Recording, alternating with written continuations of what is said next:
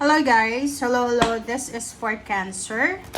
Welcome dito sa aking channel, Cancer. Alamin natin kung anong messages, vibration, gabay, energy para sa inyong lahat. So, let's check.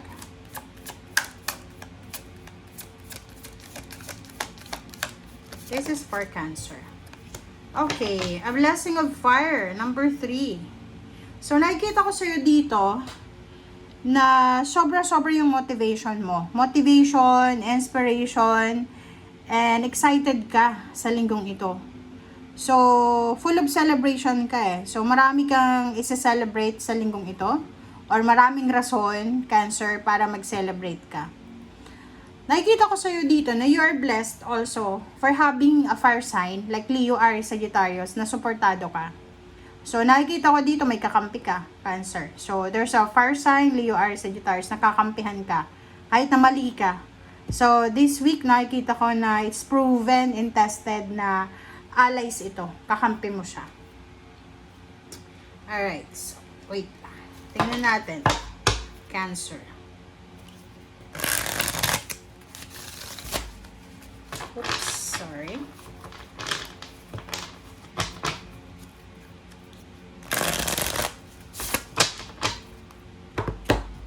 Okay, Cancer. Let's check.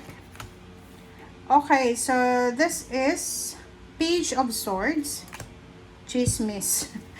Okay, this is Page of Cups. Nakakaloka to. And this is Ace of Pentacles.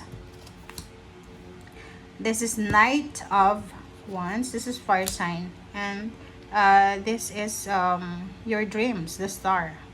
Okay. Kumuha tayo sa ilalim. Okay. Pera. Okay, guys. Cancer. Let's check. Yung first card mo dito, this one is, siya yung pinaka-hate ko talaga. Aside from the Seven of Swords. Siya yung hindi maganda sa tarot. Mag-iingat ka. You need to be careful. Kasi, there's a parang ano siya, chismoso. May isang tao dito, pwede siya yung fire sign, Leo, Aries, Sagittarius, na posibleng magme-message sa'yo or ikaw yung magme-message sa kanya. And that one will give you so much information na pwedeng totoo or hindi totoo. So, maybe, yun na nga. Etong taong ito, magme-message siya sa'yo or magkakwento siya sa'yo ng hindi totoo, ng chismis. And ang akala mo, kakampi mo siya, mag-offer siya sa'yo ng love, mahal ka niya. Kasi ganun eh, 'di ba? Parang halimbawa, may kaaway ka. Tapos, may matatanggap kang message from someone na parang kinakalma ka, like akala mo, kinakampihan ka kasi sinasabi niya sa'yo yung mensahe. But hindi mo alam na yung taong yan ay tinitrigger ka lang, pinoprovoke ka lang. So, sabi ng baraha dito na you need to be careful sa mga taong nagdadala sa'yo ng proteksyon, nagdadala sa'yo ng kwento, ganyan, ganito. Okay? Alright. Dito din, sinasabi ng baraha sa'yo na there's a job offer coming para sa mga Cancer kung wala kang trabaho.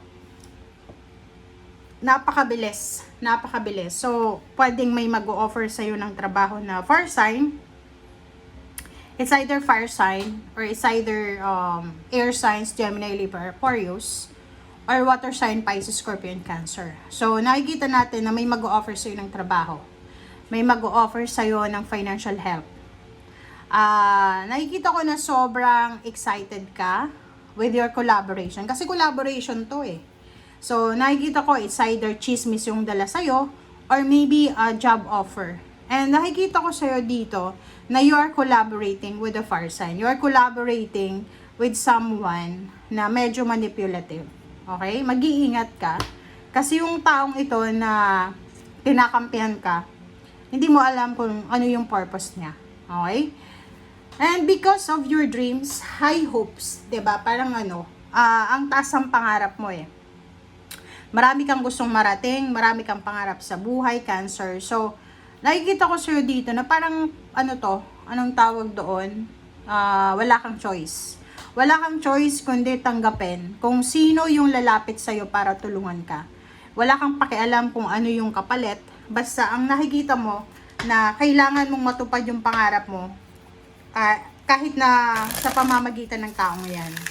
So, kahit nagamitin ka, kahit na kung ano pa man, nakikita ko sa'yo dito, mataas yung pangarap mo. Okay, let's check. Pera to, diba? Pagkakaperahan. Mag-iingat ka kasi sa panahon ngayon, napakahirap na ng buhay. Mahirap magtiwala. So, kung may nagpapautang sa'yo ng pera, mag-iingat ka. Huwag kang uutang-utang this week kasi pwedeng malaki yung tubo niyan. Okay? So, yun. Okay. 5 of Wands. Sabi ko sa'yo eh. 'Di ba? Mag-iingat ka. Mag-iingat ka, Cancer, sa mga chismis, kwento, na posibleng matatanggap mo sa linggong ito. Because pwede kang masangkot sa away, sa gulo, sa kaso. Okay? So, yun ang kailangan mong iwasan. Kasi pag nagkagipitan, kahit ikaw ay nakikinig lamang, kasama ka. Okay? Next is Wheel of Fortune. Love life. Nakikita ko sure dito, if you're single, Cancer, there's an opportunity na magkaroon ka ng love offer. Pwedeng may magkakagusto sa'yo or may magugustuhan ka.